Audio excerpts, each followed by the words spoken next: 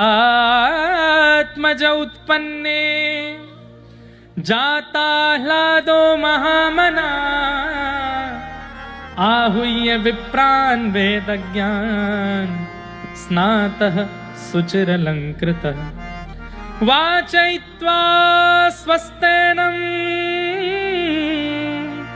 जात कर्मात्मजस्य वै कारयामास विधिवत् पितृदेवार्चनम तथा। नंद बाबा के लाला भयो है। अब भैया आज की कथा ब्रजभाषा में होएगी, सब लोग समझ लियो, जितनो अनुभव में आ जाए उतनो समझ लियो, ठीक है। आज कोई बाहरी चर्चा नहीं, आज तो केवल ब्रज लीला ही सुनेंगे। नंद बाबा के लाला भयो है और महाराज ऐसो लाला भयो कि पूरे व्रजमंडल को ऐसो लगन लगो है कि ये तो हमारो ही लाला है। कोई के मन में भी ये भावना ना आ रही कि ये उनको लाला है। जैसे किसी के सुंदर बालक को देख करके हमारे मन में आती है कितना भाग्यशाली इसका बालक कितना सुंदर है, पर नहीं, ठाकुर जी जब से प्रकट भये सबको सबको यूं लग रही अरे हमारो लाला कितना सुंदर है। सब हमारो शब्द को प्रयोग कर रहे हैं ठाकुर जी को देख करके। कोई भी नंद बाबा के लाला हैं, यशोदा के लाला हैं ऐसो नाय कह रहे हैं। सब ब्रजवासी इकट्ठे है गए और जाकर के नंद भवन चारों तरफ से घेर लियो, बधाई हो के जय जयकार करन लगे। महाराज दसों दिशाओं में हवा की तरह बात फैल गई कि नंद बाबा के लाला भयो है। सोई एक खबर पहुंची श्री बरसानो धाम। ध्यान से सुनियो सबरे। नंद बाबा और श्री वृषभानु जी ये बाल्यकाल के सखा हैं। ऐसा वर्णन आवे हमारे ब्रज के साहित्य में कि नंद बाबा और वृषभानु जी जब दोनों यमुना जी में स्नान करते तो एक दूसरे को हाथ पकड़ करके स्नान करके गोता लगाते, पितरन के गोता लगाते, अपने पूर्वजन के गोता लगाते। और जब सबन के गोता लगाते तो अंत में ऐसे ही एक दूसरे को हाथ पकड़ के एक दूसरे को मुखमंडल देख के खुश हो जाते और फिर गोता लगाते कहते, हे यमुना मैया हम में ते जाको लाला हो और जाकी लाली होए, आप कृपा करियो ये मित्रता संबंध में परिवर्तित हो जाए और हमारे बालकन को संबंध होए। बस प्रतीक्षा कर रहे हैं वहां वृषभानु जी, प्रतीक्षा कर रहे हैं या तो हमारे लाला है जाए उनके लाली है जाए या उनके लाला हो हमारी लाली है जाए, कछु तो हो। अब दो पक्ष हैं हमारे व्रज में। एक पक्ष तो कहता है कि किशोरी जी बड़ी हैं ठाकुर जी से, 1 साल बड़ी हैं, और एक पक्ष कहता है कि किशोरी जी 1 साल छोटी हैं ठाकुर जी से। तो हम उस पक्ष की बात कर रहे हैं। हम अब आप कहेंगे कि आप कौन सा पक्ष मानते हो? दोनों मानते हैं। किशोरी जी बड़ी भी हैं, किशोरी हमें कहा मतलब है भैया, विवाद में पड़े हुए थे बड़ी हैं कि छोटी हैं, हमें तो सुख लेनो है, आनंद लेनो है। और भैया हमारे ब्रज में गांव में हमारे माई श्यामा जू को राज जाके अधीन सदा ही सांवरो, जाके अधीन सदा ही सांवरो, या ब्रज को सिर ताज हमारे माई श्यामा जू को राज। अगर किशोरी जी 1 साल छोटी हैं तो भी, 1 साल बड़ी हैं तो भी अधीन तो लाला ही रहे। अधीन मतलब समझते हैं? आसर तू, डिपेंडेंट। ठाकुर जी इंडिपेंडेंट नहीं है, डिपेंडेंट है। कौन पे? श्री जी पे, सदा उनके अधीन रहे मैं। अब वहां पक्ष में अगर मैं ज्यादा जाऊंगा ना तो वो फिर बरसाने में सुनियो, वहीं सुनाऊंगा। ये अधीनता को पक्ष तो वहीं कहो जाएगा। द्वारिका की भूमि है, रुक्मणी आदि सब मुंह मारवे आ जाएंगी। ज्यादा श्री जी को पक्ष मत लो, यहाँ पे विचार करके बोलो, हम बैठी हैं। वैसे एक बात आपको बताएं, द्वारिका में अगर हमारी किशोरी जी का सबसे बड़े भक्त कोई है तो वो 2 हैं। नाम बताऊं? पहले श्री उद्धव जी और दूसरे श्री रुक्मणी जी। ये बात कई लोगों के अनुभव में नहीं है। पहले तो कृष्ण की ही उपासना करती थी, लेकिन जब से कुरुक्षेत्र में श्री जी का दर्शन किया है श्री रुक्मणी जी ने, तब से उनके मन में, बुद्धि में, विचारों में केवल श्री जी विराजती हैं। कथा आती है कि शाप लगा रुक्मणी जी को 12 वर्ष का वियोग दिया गया। अब वो तो द्वारिका प्रसंग आएगा तब मैं कहूंगा। 12 वर्ष के लिए ठाकुर जी से दूर रहने का शाप लगाया गया। और ये शाप की खबर जैसे ही किशोरी जी को पता चली, भेंट द्वारिका समुद्र के बीच में श्री रुक्मणी जी विराजती थी और इतना विरह में रहती थी कि ठाकुर जी के बगैर हम कैसे रहें।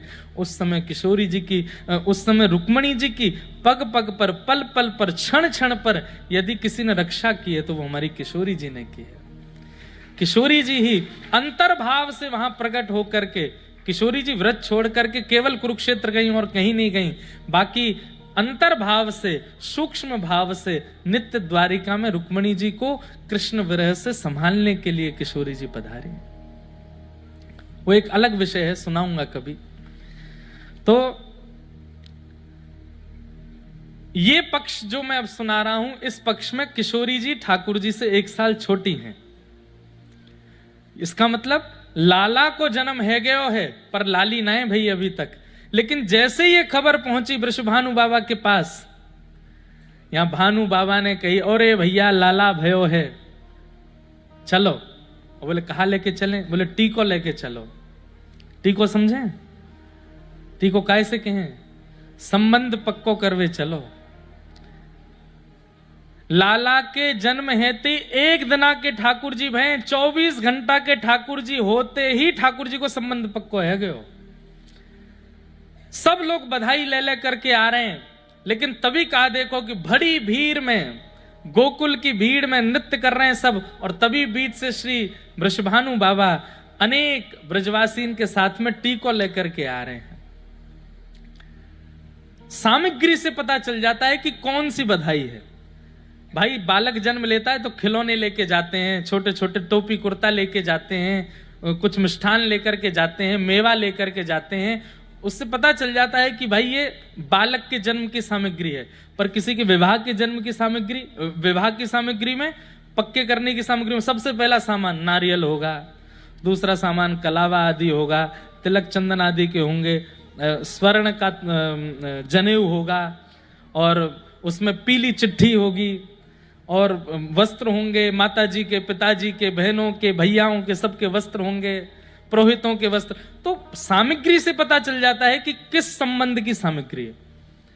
सामग्री देख करके ब्रजवासी बोले भैया ये लाला के जन्म की सामग्री तो लगना रही, देखियो नारियल जा रहे हैं, ये जा रहा हो, वो जा रहा हो, पीली चिट्ठी जा रही है।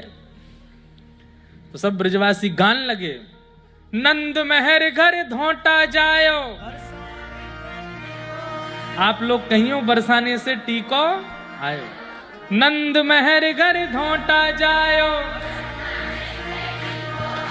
नंद बाबा के लाला जायो।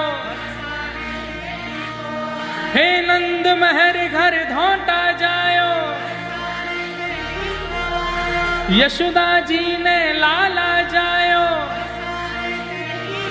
हो नंद महर घर धोटा जायो, हे नंद महर घर धोटा जायो। अब तो महाराज बाहर ब्रजवासी कहने लगे, बोले बधाई हो, बधाई हो, बधाई हो। बोले काय की बधाई? बोले लाला के जन्म की बधाई तो कल तक की, अब तो भैया की बधाई है रही है। ब्रह्मांड में पहरो ऐसो बालक भयो, 24 घंटा जन्म लेते ही ब्याहू हैरो है।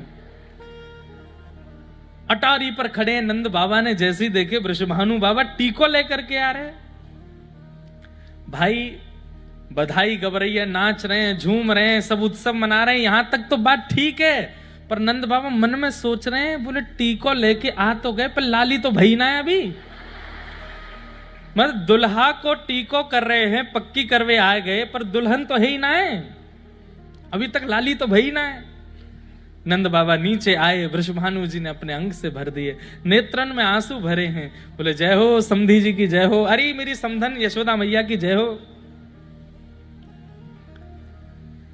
नंद बाबा संकोच में बोले आपको भी बहुत बहुत बधाई और सब, लेकिन मैं एकांत में आऊं ना, एक बात करनी है आपसे एकांत में। बोले कहा बात है? बोले देखो आप इतनी सामग्री लाए, टीको कर रहे हैं लाला को, 1 दिना के लाला को टीको है गो, गले में सोने की चेन पहनाई है महाराज, वहां में पद्मराग के कंगन पहनाए हैं, मणि लगी है, पामन में पाजेब पहनाए, वारे दुल्हा राजा, एक दना के लाला को ऐसो दुल्हन जैसो श्रृंगार कियो है, आकर के सब सामग्री भेंट चढ़ाई है। पर नंद बाबा बोले, भानु बाबा टीको तो आपने कर दियो, पर लाली तो भी है ना, है बहू तो भी आई ना है, आप पहले ही टीको करके कैसे जा रहे हैं? कोई संभावना है का? और कहीं आप टीको कर गए और है गो लाला बरसाने में तो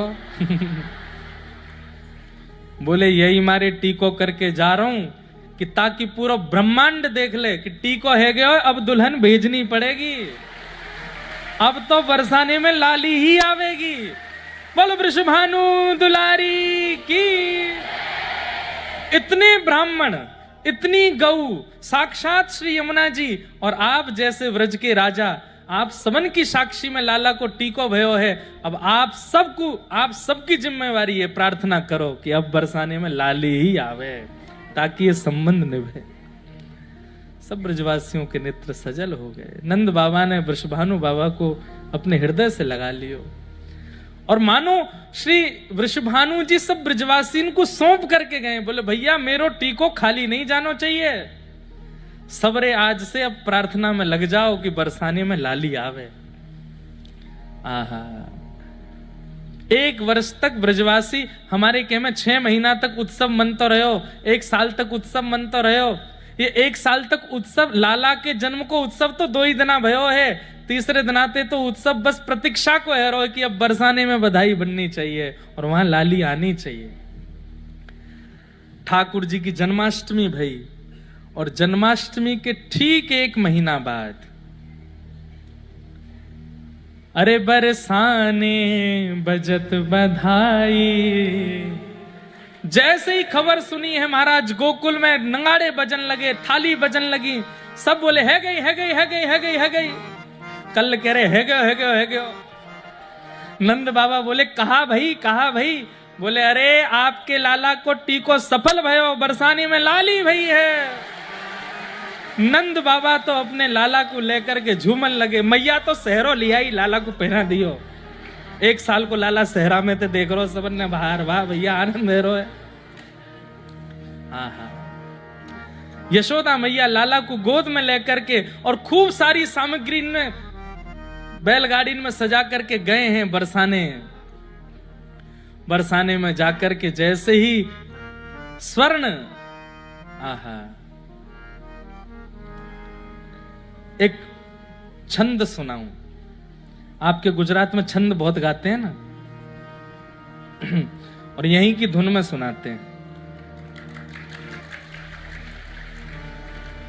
अच्छा, मुझे कल पता चला जब गायकों के बीच में बैठा था, बोले महाराज जी हमारे गुजरात के बड़े बड़े गायक सब जगह जाने में आनंद करते हैं पर बड़ोदरा आने में थोड़ा डरते हैं। बोले यहाँ के श्रोता सामान्य नहीं है, नेक में ही गलती निकाल देते हैं।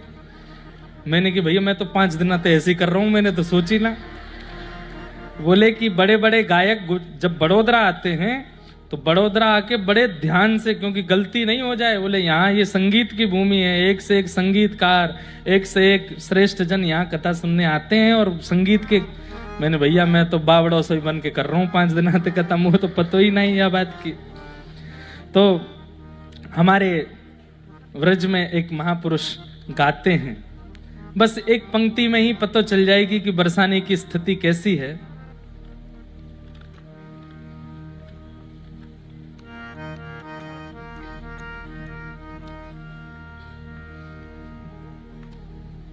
हे जीने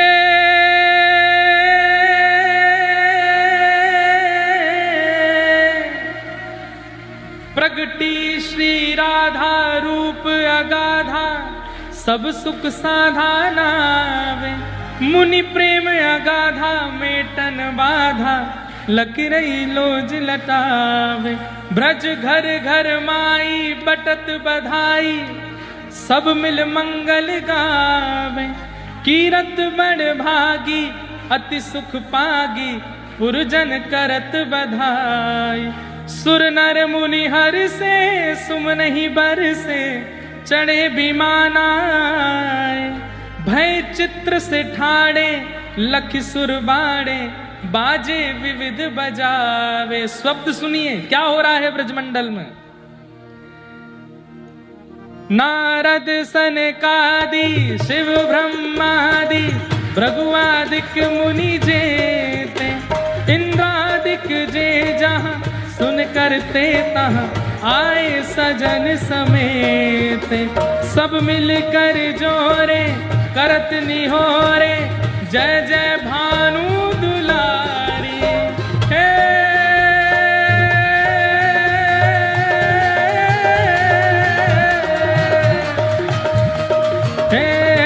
जय कीरत कुमारी जय हरि प्यारी, जय जय सुखदातारी। जय नित्य किशोरी प्रिय चित चोरी, यह बिनती सुन लीजिए। जय नित्य किशोरी प्रिय चित चोरी, यह बिनती सुन लीजिए। क्या विनती है हमारी? हे किशोरी जी, हमारी एक ही विनती है। क्या हो? ब्रजवास ही दीजे, ब्रज रस पीजे, चरण शरण गह लीजे। कर जोर मनाऊं यह वर पाऊं, दंपति यश नित गाऊं। पद कमल सुतोरा महु मुस मोरा, मन नित जहां बसाऊं। रही भांति सकल विद स्तुति करके, निज दिज धाम सिधारे। नंदादिक आए अति हर्षाए, सब मिल मंगल गाए। सब ही जन गावे सब ही बजावे, सब ही दहिले भाजे। बरसाने आए विधिन सुनाए, जय जयकार करावे, जय जयकार करावे, जय जयकार करावे। बोल वृषभानु दुलारी की जय, श्री कीरत कुमारी की जय। जय जय श्री राधे, जय जय श्री राधे, जय जय श्री राधे। बधाई हो। अब ने कहा दी हम पे आवे, यहाँ को जो पैटर्न है सुनने गायो है, कितना सुंदर भाव है इसमें। प्रगटी श्री राधा रूप अगाधा, सब सुख साधा नावे। गुण प्रेम अगाधा मेटन बाधा, लकी रही कोटि लजावे। ब्रज घर घर माई बजत बधाई, सब मिल मंगल गावे। कीरत बड़ भागी अति सुख पागी, पुरुजन करत बधाई। सुर नर मुनि जन, सुर नर मुनि हर्षे, सुमन ही बरसे चढ़े विमाना आए। और किशोरी जी को देख के क्या हुआ? बोले भय चित्र से ठाड़े। देख करके ऐसा लग रहा कोई चित्र रखा है क्या। जब नंद बाबा बरसाने पधारे तो बरसाने की जो सिड्डी हैं उन पर ब्रह्मादिक सब देवता खड़े थे। उनको देख करके नंद बाबा के मन में विचार आयो, है सके कि ये सजावट के रूप में पुतला खड़े कर रखे हैं। पुतला समझते हैं, पुतले जैसे खड़े कर रखे हैं। लेकिन जब पास जाकर के देखो तो वास्तव के ब्रह्मा जी, वास्तव के सनकादि, वास्तव के शिव नारद मुनि सब खड़े हैं वहां पर चित्र से ठाड़े हैं सब किशोरी जी को देख करके। और सब मिलकर जोरे करत निहोरे, जय जय भानु दुलारी, जय कीरत कुमारी, जय हरि प्यारी, जय जय सुखदातारी। जय नित्य किशोरी प्रिय चित चोरी, यह विनती सुन लीजिए। सब देवता कह रहे हैं एक विनती हमारी सुन लो। बोले कहा ब्रजवास ही दीजे, ब्रज रस पीजे, चरण शरण गह लीजे। हमें ब्रजवास दे दो, हमें जो ब्रज वृंदावन दे दो, बरसानो दे दो। कर जोर मनाऊं यह वर पाऊं, दंपति यश नित गाऊं। दंपति मतलब प्रिया प्रियतम। हम एक ही विनती कर रहे हैं, बोले क्या आप दोनों को हम सदा यश गाते रहें और हमें कुछ नहीं चाहिए। महाराज नंद बाबा के मन में थोड़ी सी एक भावना आ गई कि हमने लाला को ऐसो उत्सव कियो, ऐसो उत्सव कियो, ब्रह्मांड में ऐसो उत्सव नहीं भयो होगो। लेकिन आज भानु भवन में जाकर के जब किशोरी जी को उत्सव देखो है तो महाराज नंद बाबा भी एक बार को है गए कि हे यशोदा, लाला को उत्सव भी फीको सा लग रहा है लाली के उत्सव के आगे, ऐसा उत्सव। अरे कहां तक कहें, बरसाना क्षेत्र में जितने बादल हैं उन बादलों का रंग भी केसरिया हो गया है। इतना अबीर गुलाल केसर उड़ाया गया है किशोरी जी के प्राकट्य पर।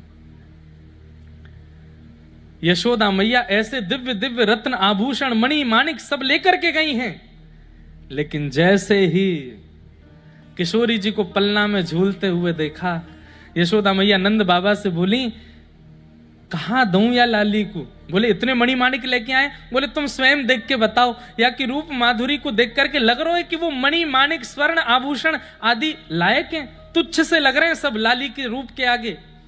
बंधुओं, जन्म लेने के बाद 2, 4, 10 दिन तक बालक का रूप नहीं आता, वो सामान्य से ही लगता है। सब बालक एक जैसे ही लगते हैं। अगर 2, 4 बालक एक साथ जन्म लें और एक साथ उनको धर दिया जाए, उनकी मैया नहीं पहचान पाए मेरो कौन सा। कॉम्प्लेक्शन अलग हो सकता है, बाकी रूप एक जैसे ही होते हैं। लेकिन एक दिन की लाली को देख करके ये विचार करनो कि मणि माणिक कौस्तुभ मणि आदि सब फीकी हैं, तो सोचो कि जन्म लेते किशोरी जी कितनी सुंदर होंगी। अष्टदल कमल जैसा सुंदर पलना है और वहां के बीच में किशोरी जी लेटी हैं। जैसे ही श्री नंदरानी जी ने देखो, सब सामग्री फीकी लग रही हैं। नंद बाबा तो कह रही, मेरो तो मन ही ना है हेरो कछु भी लाली पे चढ़ावे को। इतनी सुंदर है लाली, या के समान हम कछु लेके ही नहीं आए हैं। सोई गोद में यहां कमर पे लटके हुए लाला, धीरे ते मैया खुजान लगे, बोले मैं हूं ना रत्न। 1 साल के लाला मैया को खुजान लगे, बोलना तो जाने नहीं है। मैया ने जैसे ही लाला देखे, नंद बाबा तो बोली मिल गयो रत्न। बोले कौन सा? मेरे हृदय को नील रत्न, याते बढ़िया रत्न नहीं मिलेगा। अरे वृषभानु बाबा, अरे कीर्ति मैया, आज आपकी लाली को दिव्य रत्न मोह दिखाई। आज लाली को जन्म भयो है तो एक रत्न दे रही। बोले कहा? ठाकुर जी गोद में लिए 8 बार किशोरी जी के ऊपर उसार करके और उन्हीं को श्री चरणन में पधराए दियो। बोले युगल जोड़ी सरकार की। आहा, जैसे ही ठाकुर जी बगल में पधराए हैं, आकाश से पुष्प वर्षा है लगी। महादेव दौड़े ढांडी बन करके। कौन बन के? सबरी बात यही सुना दूंगा तो बरसाने में कहा सुनाऊंगा मैं। और फिर वहां ढांडी लीला हुई। ढांडी कौन है? बोले जब मंगल होता है घर में तो मांगने वाले आते हैं। ढांडी वो नहीं होते जिनको आप सोच रहे हो, ये दूसरे होते हैं। तो महादेव ढांडी बन के आए। ये सब लीला बरसाना उत्सव में होंगे। और ढाणी बन करके फिर वो मांगते हैं। और क्या मांगते, कैसे मांगते, वो सब प्रसंग वहां होगा। इस प्रकार हमारे किशोरी जी को जन्म भयो है और श्री लाल जी के साथ में किशोरी जी विराजमान भई हैं। ऐसे अद्भुत दृश्य को देख करके एक मन में पद आवे। आप सब लोग भी वह पद को गा करके मेरे साथ दोनों प्रिया प्रियतम को प्रणाम करो। बसो मोरे नैनन में यह जोड़ी, बसो मोरे नैनन में यह, बसो मोरे नैनन में यह जोड़ी।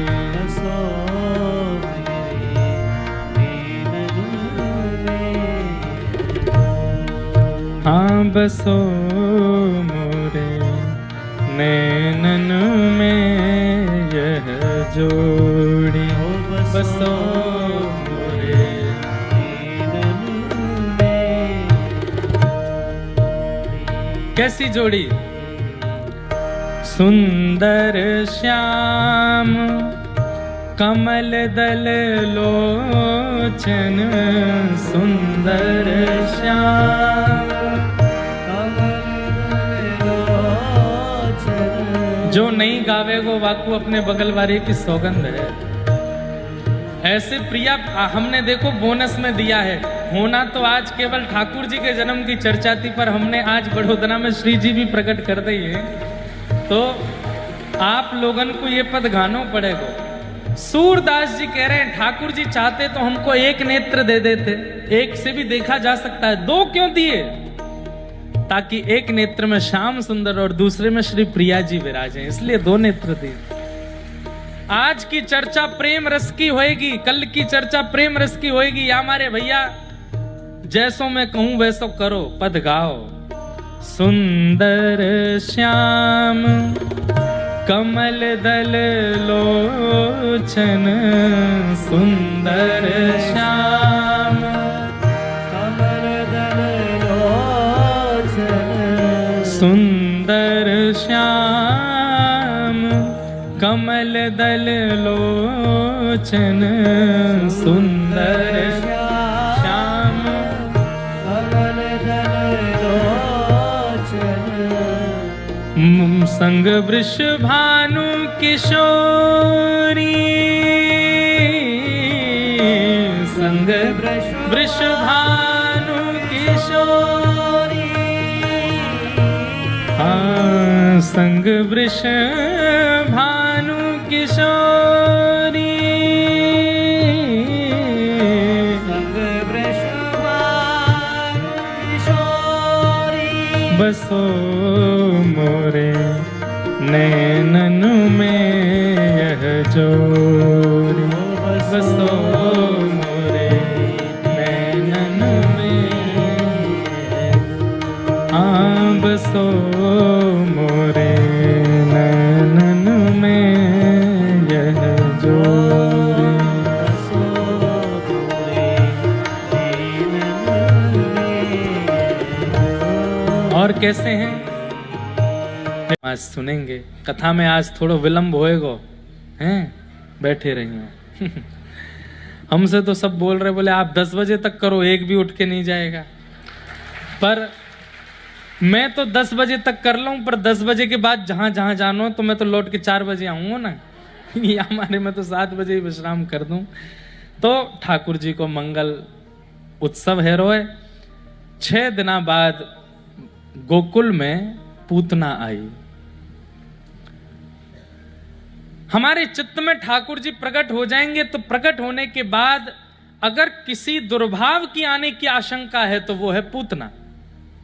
आप भक्ति मार्ग पर आ गए, आपने भजन करना प्रारंभ किया, तो सबसे पहले जो बाधा के रूप में आपकी भक्ति को रोकने के लिए आएगी वो आएगी पूतना। ये जितने राक्षस आ रहे हैं ये सब पड़ाव हमारे जीवन में आते हैं। सबसे पहला आता है पूतना का। पूतना का स्वरूप क्या है? अपवित्रता।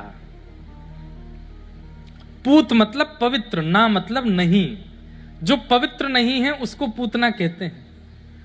कई बार ऐसा देखा जाता है वैष्णव जन रूप स्वरूप से और पहनावे से, शिखा आदि रख करके, तिलक आदि लगा करके पवित्र वैसे तो हो जाते हैं, पर मानसिक पवित्रता उनकी नहीं बन पाती। और मानसिक अपवित्रता किसको कहते हैं? सब लोग इधर देखो, ध्यान से सुनो। मानसिक अपवित्रता किसको कहते हैं? मन से आप अपवित्र कैसे हो? दूसरों के दोष और गुण का चिंतन जब आप करने लगते हो, अरे ये तो ऐसा है, ये तो वैसे हैं, ये तो विचार, यहीं से आपके चित्त में अपवित्रता आ जाती है। हम ये कहते हैं कि सामने वाला आपके सामने अपवित्र स्थिति में है तो भी आप उसमें दोष ना देखो, ये वैष्णवता होती है।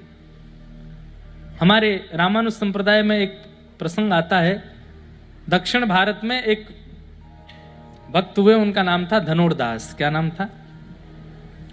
धनुर्दास। अपनी पत्नी में इतने आसक्त थे, उनकी पत्नी इतनी सुंदर थी, इतनी सुंदर थी कि जब वो बाजार जाती थी तो धनुर्दास छतरी लगा के चलते थे पत्नी के ऊपर। और चलो आप कहोगे पीछे पीछे छतरी नहीं, आगे चलते थे छतरी लेके और उसको देखते हुए चलते थे। ठोकर आवे, ऊंचाई नीचाई, गड्ढा आवे, कोई फर्क नहीं, इसका मुख दिखता रहना चाहिए। रंगनाथ भगवान की सवारी जा रही थी। आचार्य चरण श्री रामानुज स्वामी जी महाराज सवारी में आगे प्रतिनिधि करते हुए चल रहे थे। यहां पूरी दुनिया सवारी देख रही है और धनुर्दास अपनी पत्नी के पीछे छतरी लेकर के उसको देखते हुए चल रहा है। सब देख करके हंसी उड़ाने लगे, देखो देखो देखो धनुर्दास को देखो। पूरी दुनिया रंगनाथ जी को देख रही है, ये इसका अब भी ध्यान पत्नी। इतने ढोल नगाड़े पुष्प वर्षा हो रही है, पालकी में ठाकुर जी जा रहे हैं, तब भी पत्नी को देखना नहीं छोड़ रहा है। सबने दोष देखा, लेकिन आचार्य चरण के चित्त में पता है क्या आया? इसमें देखने की ललक तो है, पर संसार की जगह अभी ठाकुर जी को दिखाना है। इसमें देखने की उत्सुकता तो है, पर अभी संसार को देख रहा है। जिस दिन ठाकुर जी को देख लेगा, ये औरों से पहले ठाकुर जी को प्राप्त कर लेगा। हम आचार्य कैसे, अगर हमने वो काम नहीं किया तो। सब शाम को जब यात्रा आदि संपन्न हुई तो स्वामी जी, रामानुज स्वामी जी महाराज ने बुलवाया, धनुर्दास को बुलाओ। सबने जाकर के धनुर्दास जी से कहा कि आपको रामानुजाचार्य जी बुला रहे हैं। आए, रामानुजाचार्य जी बोले, आज हम सवारी में देख रहे थे, तुम निकले थे आगे से, इतने ढोल नगाड़े सब बज रहे, सवारी निकल रही है, तुमने एक बार भी ठाकुर जी की ओर नहीं देखा, पत्नी में इतने आसक्त। धनुर्दास बोला, क्या करूं, इतनी सुंदर है वो, उसके नेत्र ऐसे, उसकी नासिका ऐसी, उसके होठ ऐसे, वो हंसती है तो ऐसा लगता है, उसके केश ऐसे, उसका रंग ऐसा, वर्ण ऐसा। रामानुजाचार्य जी बोले, अगर मैंने तुम्हारी पत्नी से भी सुंदर तुम्हें कुछ दिखाया तो? धनुर्दास बोला, मैं दावे से कहता हूं, मेरी पत्नी से सुंदर दुनिया में कुछ नहीं है। रामानुजाचार्य जी बोले, अगर मैंने दिखा दिया तो? बोले, तो मैं वचन देता हूं, जीवन भर उसी को देखूंगा जिसको आप दिखाओगे। आप दिखा के दिखाओ, मेरी पत्नी से सुंदर कोई नहीं होगा। रामानुजाचार्य जी बोले, हाथ पकड़ो, चलो। रंगनाथ भगवान शेष शैया पर पौढ़ा नाथ। रामानुजाचार्य जी ने जाकर के वंदन किया और प्रणाम करते हुए ठाकुर जी को कहा, हे नाथ, आप सदा पौड़े रहो, सदा आनंद करो, आपकी सुख की बात है, लेकिन आज मेरे ऊपर बात आई है। आप एक बार प्रत्यक्ष शेष नाग से प्रकट होकर बैठ करके अपने रूप माधुरी का इसको दर्शन करा दो, मैं चाहता हूं। अब आचार्य चाह जाए तो ठाकुर जी ना करें, ऐसा हो नहीं सकता। अगर आचार्य हृदय से, कई लोग पीछे पड़ जाते, महाराज जी आप ब्रजवासी हो, एक बार आप बोल दो कि तुम्हें ब्रज मिल जाए, तुम जबरदस्ती मत बुलवाओ। आचार्य अगर स्वयं बोल दें कि तुम्हें ब्रज मिल जाए तो फिर दुनिया की कोई ताकत नहीं रोक सकती। उनके मन में आ जाए, प्रयच्छति गुरु प्रीतो वैकुंठम योगी दुर्लभम, आचार्य के मन में आपके प्रति प्रेम आ जाए। अगर ठाकुर जी को बोल दिया कि ठाकुर जी प्रत्यक्ष दिखिए, भले ही आचार्य को नहीं दिखे होंगे, आपको दिख जाएंगे, क्योंकि आचार्य ने कह दिया है। रामानुजाचार्य जी ने जाकर के ठाकुर जी से कहा, धनुर्दास को प्रत्यक्ष दिखिए नाथ। बाहर आए रामानुजाचार्य जी, धनुर्दास को खड़ा किया, बोले देखो, और जैसे ही कपाट खोले, जो ठाकुर जी का श्री विग्रह था वो सचल प्रकट हो गया। शंख चक्र गदा पद्मधारी ठाकुर जी ने चतुर्भुज रूप में जब प्रत्यक्ष प्रकट होकर के दर्शन किया, आहा, नील वर्ण की कांति, ठाकुर जी के ऐसे ललाट, कमल जैसे नेत्र, कमल जैसे गाल, हस्त कमल इतना सुंदर। ठाकुर जी का वो रूप देख करके धनुर्दास तो वहीं बैठ करके रोने लगा। कितनी सुंदरता, कैसा सौंदर्य। रामानुजाचार्य जी बोले, अब बताओ कैसे हैं? बोले, बहुत सुंदर है। बोले, अब जीवन पर्यंत किसको देखोगे? बोले, इन्हीं को देखूंगा बस। दौड़ करके गया, अपनी पत्नी को लेकर के आया धनुर्दास, और बोले, आज के बाद वचन देता हूं नाथ, जीवन भर केवल इन्हीं को निहारेंगे, आहा, इन्हीं का दर्शन करेंगे और किसी को नहीं देखेंगे। जीवन पर्यंत ठाकुर जी की उस मुखाकृति को देखते रहे। गुण देखना ये वैष्णवता का स्वरूप है, और दोष देखना ये राक्षसत्व का स्वरूप है। मत देखिए अवगुण सब में। तो हमारी भक्ति में सबसे पहले पूतना आती है अपवित्रता के रूप में। और कैसी अपवित्रता? मानसिक अपवित्रता। आप करते भजन है, सुनते कथा है, पर दूसरों में दोष ही देखते रहते हैं। ये तो ऐसा है, ये तो ऐसा है, ये तो इस करे, इस प्रकार से आपकी व्यवस्था बनी हुई है, तो क्षमा कीजिए, आपके हृदय रूपी गोकुल में पूतना आ चुकी है, पूतना का आगमन हो गया है।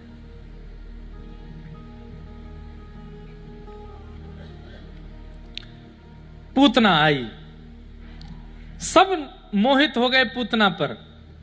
लेकिन जैसे ही पूतना ठाकुर जी के समीप पहुंची, यशोदा मैया ने गोद में दिए, इतनी सुंदर बन के आई कि मैया ने भी सोची कोई पास के गांव की सुंदरी है, लाला दे दूं।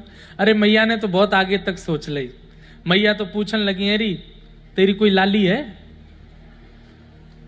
वो तू इतनी सुंदर है तो लाली भी सुंदर ही होगी, तो अपने लाला की ना बात चलाए लूंगी। पुतना बोली नहीं नहीं, हम अभी कोई है जाए तो मुझे सबसे पहले बताइयो। पुतना बोली मैं आपके लाला को गोद में लाऊं? बोले हाँ हाँ ले जरूर ले। ठाकुर जी बोले रुक जा यशोदा मैया, अभी सास को मुंह दिखाऊं तो है, या की छोरी तो मेरे ब्याह को मन बनाए रखो तेने, अभी दिखाऊं जो कौन है। सबसे बड़ी विशेष बात पूतना के भाव में यह है कि पूरी दुनिया उसके रूप पर मोहित हो गई, पर ठाकुर जी ने जैसे ही पूतना की गोद में गए तुरंत अपने दोनों नेत्रों पर हाथ रख लिए। ठाकुर जी ने अपने नेत्र छुपा लिए। क्यों?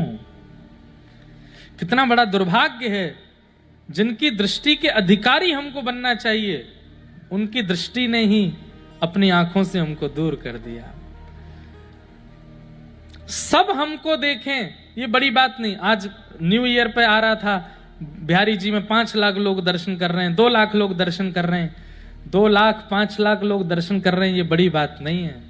पर 2 लाख 5 लाखों में ठाकुर जी किसको देख रहे हैं, ये बड़ी बात है। उनकी दृष्टि किस पर पड़ रही है? हमारे पंढरीनाथ पुंडलीक को देख रहे हैं, भले लाखों लोग आ जाओ दर्शन करने। हमारे द्वारिकाधीश नरसिंह मेहता को देख रहे हैं, भले हजारों लोग आ जाओ दर्शन करने। उनकी दृष्टि का अधिकारी हम बने, ये कृपा, ये प्रयास हमें करना है। पूतना भगवान के नेत्रों की अधिकारी नहीं बन पाई और भगवान ने अपने नेत्र बंद कर लिए।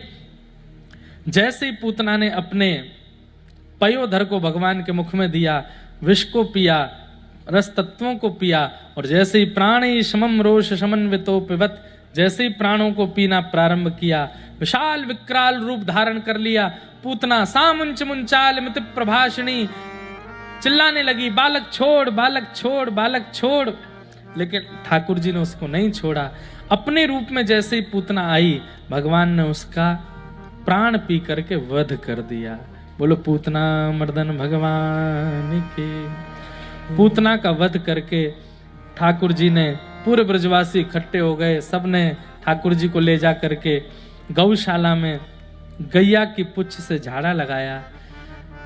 धीरे धीरे ठाकुर जी 3 महीना के है गए, और 3 महीना के लाला ने हैते ही सबसे पहले सक्टासुर का वध किया, जो सकट के रूप में आया था। अब लाला 1 वर्ष के हो गए। 1 वर्ष के लाला हैते अभी तक नामकरण संस्कार नाय भय हो ठाकुर जी को। सोई गर्गाचार्य जी महाराज पधारे। गर्गाचार्य जी महाराज ने आकर के यशोदा मैया से कही, मैया तुम्हारे कुल पुरोहित तो सांडिल्य मुनि हैं, पर सांडिल्य मुनि व्यस्त हैं, वो नहीं आ पाए, इसलिए मैं आया हूं आपके लाला को नामकरण करवे के काजे। चिंता मत करो, पर मैया एकांत में करेंगे नामकरण, सबके सामने नहीं। क्यों? आप हर उत्सव इतना बड़ा करती हो, कोई ना कोई राक्षस आ ही जावे। एकांत में करेंगे, गैयान के बीच में करेंगे। बंधु हमारी एक बात मानेंगे, अपने घर में जन्म लेने वाले बालकों का सबसे पहला उत्सव गौशाला में जाके करो, गैयान के बीच में करो। कल हम आए, यहाँ की गौशाला के दर्शन किए, एक दिन आपके घर गए, वहां पे आपकी गैयान के दर्शन किए। ऐसी सुंदर गैया, ऐसे सुंदर गौ सेवा। आप विश्वास मानिए, जहां गौ विराजमान है वहीं गोपाल जी विराजमान है। चाहे कितने बड़े मंदिर बना लो, कितने बड़े मठ बना लो, कितने आप व्यवस्थित सजावट करके 56 भोग लगा लो, ठाकुर जी कहाँ हैं? ठाकुर जी तो गौशाला में ही बैठे हैं, गैयान के बीच में ही बैठे हैं। ग्वारियां हैं लाला, गैयान ने छोड़ के कहीं ना जाए।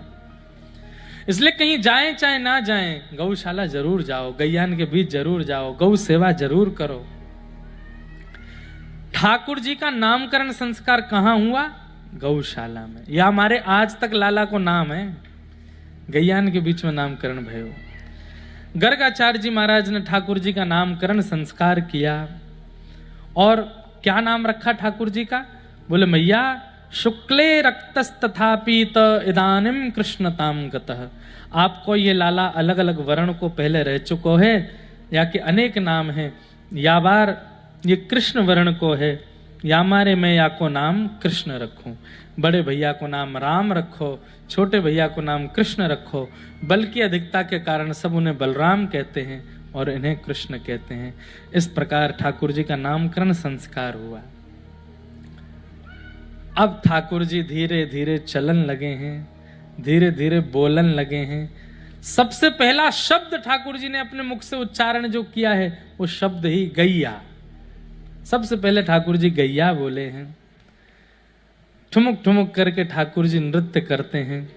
आहा,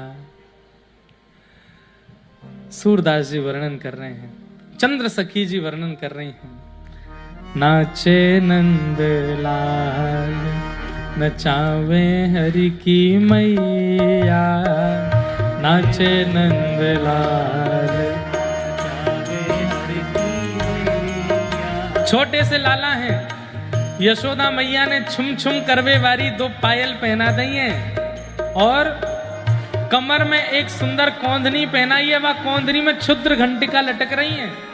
जब जब लाला चले सो कमर से ऐसी धीमी धीमी झीमी झीमी घंटी बजे और उन घंटीन को सुनकर के लाला बार बार मैया के पास जावे और मैया की ठोड़ी पे जाके ऐसे करे कि कछु गाओ। और मैया जब गावे तो ठुमक ठुमक करके लाला नृत्य कर रहे हैं और हमारी ब्रज की चंद्र सखी जी वह भाव को गा रही हैं।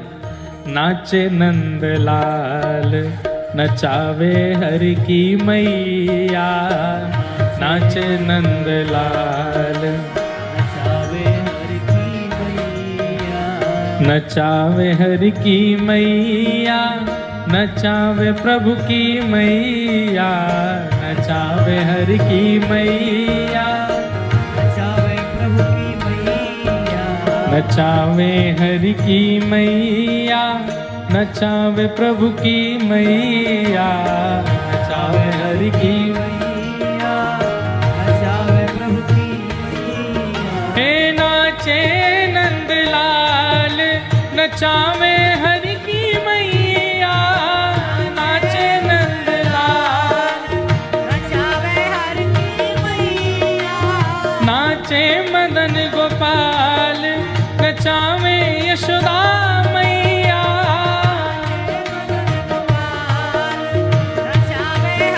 बोल नंद के